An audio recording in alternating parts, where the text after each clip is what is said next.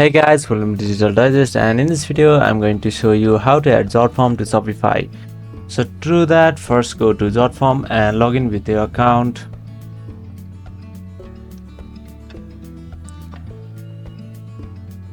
Over here you can see your form.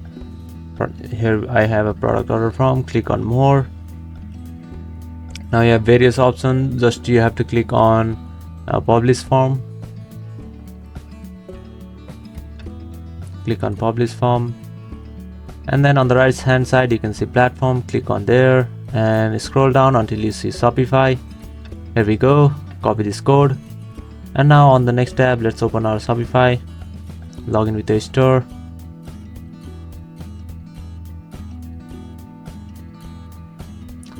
Now all you have to do is add page on your online store. Click on add page.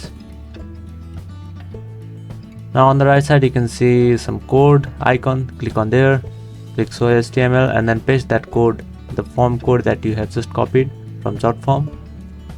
So let's paste that and then save. And that's it. That is how you can add Jotform to Shopify. So let's test that, and there you go.